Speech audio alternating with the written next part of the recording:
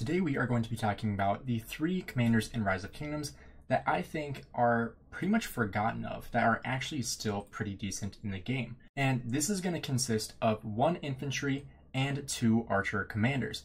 This is going to consist of all legendary commanders, not talking about epics, elites, or advanced, because in the end game, legendaries are the way to go. You're not going to be using any epics. So in Rise of Kingdoms, we have 84 commanders to use. And, we have new commanders coming in the game so quickly that a lot of people just don't even realize what they should be investing into, what commanders are older and are still pretty decent.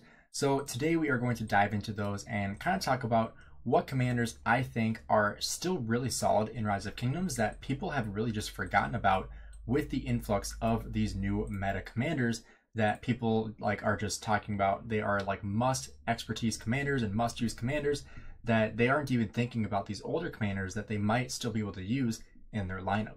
So the first commander I want to talk about today is actually going to be Herold.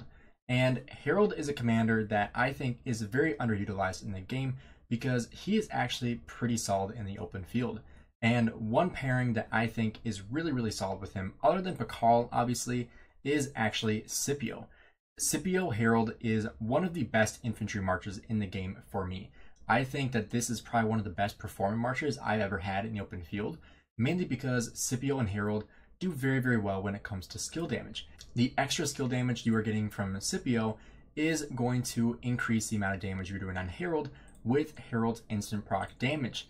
And so the other benefit here is that with a Scipio primary, you are probably going to be a little bit more of a target because people want to try to get Scipio out of the field.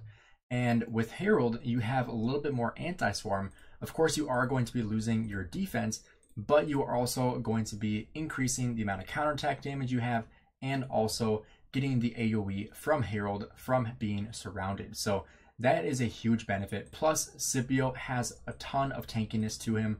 You're also reducing the enemy health. So the Herold with Scipio pairing is really solid.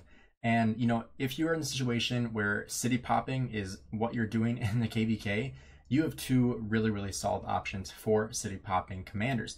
And obviously, Pakal Herold is the #1 category for that. Second, actually, is going to be Charles Martel with Herold, very tanky. And then some other bonuses are actually going to be Herold with Alex. This is one where you cannot let it get swarmed down because it will die very fast. But you have 2 instant proc damage on Herold and Alex. And then on top of that, of course, Scipio Herold, a little bit tankier. People don't really even realize that you're city popping. You might actually get an AoE from Scipio. And if they surround you, you're going to get extra value from the axes from Herold. So Herold is actually very underutilized in the game right now. Even for open field, pairing with Scipio is extremely solid. One thing I was running in this KVK was actually Scipio with Herold and then Guan Alex. Still very solid pairings.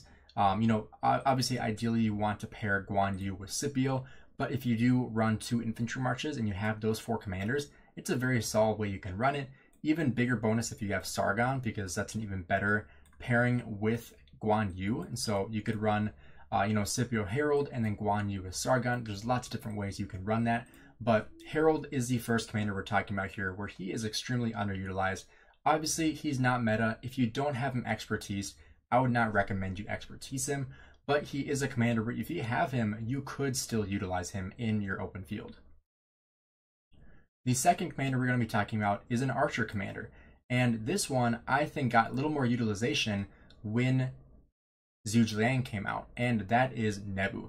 Nebu is still a very solid commander, and I actually started investing into Nebu when we started hearing about Zhuge Liang come out, because I thought that Nebu was going to be a really good pairing with Zhuge, and I didn't know if it was going to be so much better that I would not use my Boudica with Zhuge Liang and stick my Boudica YSG and then go Nebu with Zhuge, or Zhuge Nebu, however you want to run it.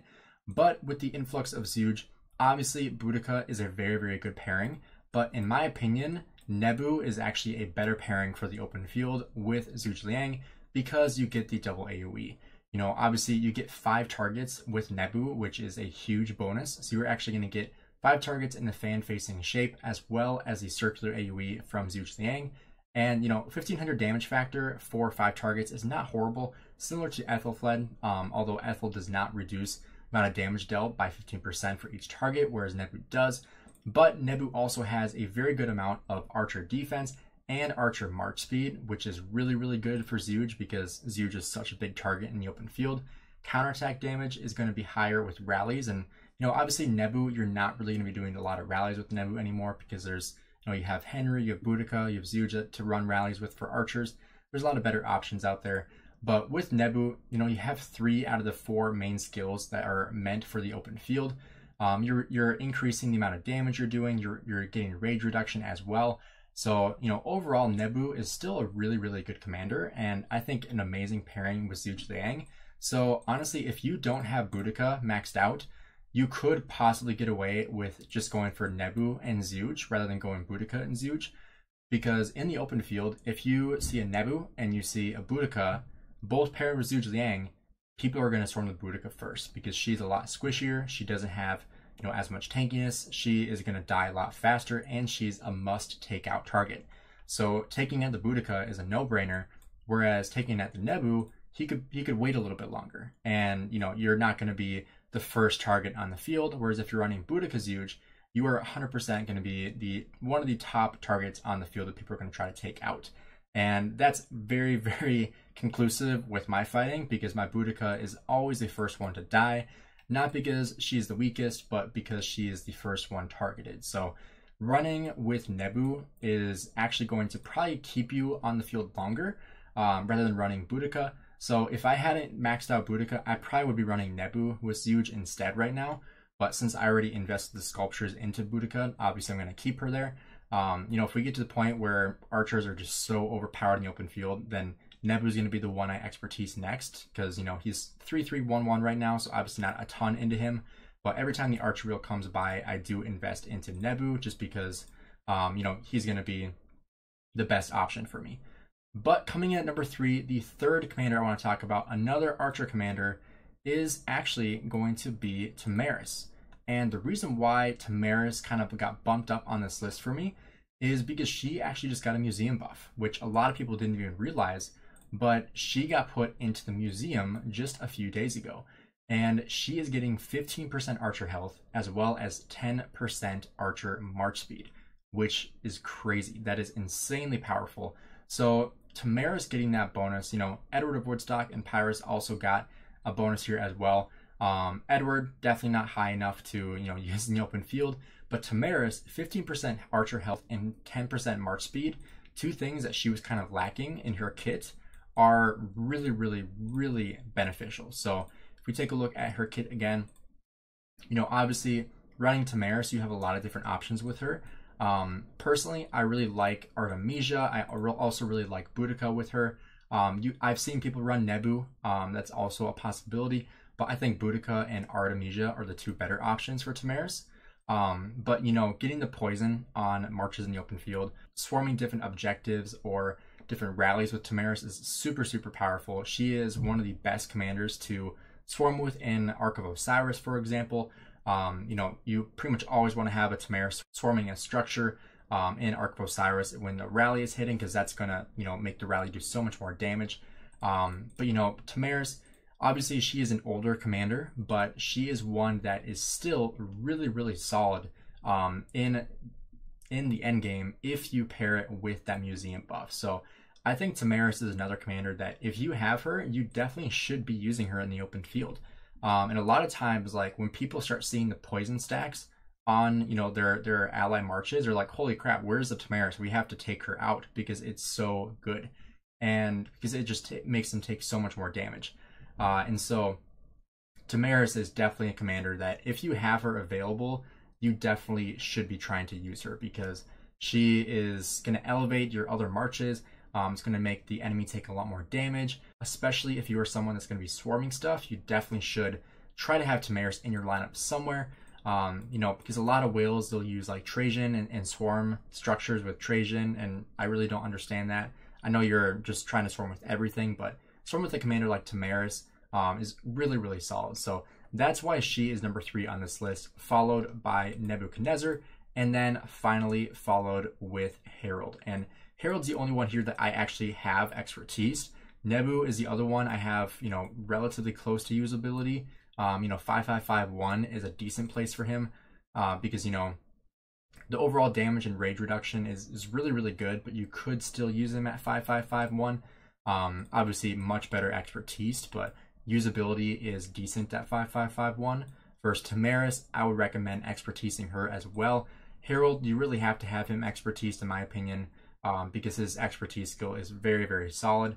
You know, because you're increasing your counterattack damage, and also your sword mobility is being increased as well, or decreased, I should say.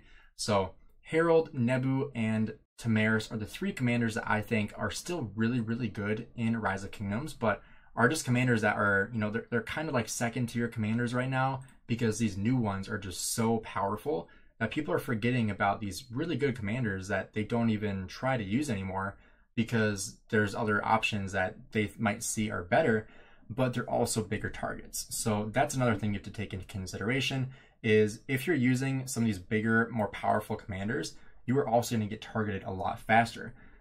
Versus if you are hiding like a Herold behind your Scipio or behind, you know, a Pakal. Like my Pakal Herold trades very, very well in the open field because nobody even tries to hit it, and my Herold just goes crazy. So, you know, hiding those commanders are actually really beneficial for you, and I highly recommend that you try using them out. So if you don't have them expertise already, I don't necessarily recommend you expertise them now, unless you have a huge excess of sculptures. And what I mean by that is like 2,000 or more, and you know, you don't know what to do with them because you have all the new commanders maxed out, then sure, you could try expertising some of them. But I have people asking me, should I expertise my Herold right now? And I ask them, like, do you have your Scipio or your Hukabing or Zhujiang, Boudica, Nevsky, Joan maxed out? They're like, no. I'm like, okay, then don't max Herold because it's not worth it, right? So maxing these better commanders are obviously going to be a higher priority, but, you know, investing or using the commanders that you've invested in the past, such as Herold, Nebu, and Tamaris, are still going to be really, really solid in the open field. So if you are not using them in the open field and you're able to, and you're able to fit them in your lineup, I highly recommend it because they're still really solid commanders that are still usable. So if you guys enjoyed this video, drop a like and subscribe. Let me know in the comments below if you guys use these commanders and what your thoughts are on them. So I'm looking forward to see what you guys say in the comments section, and I'll see you guys in the next video.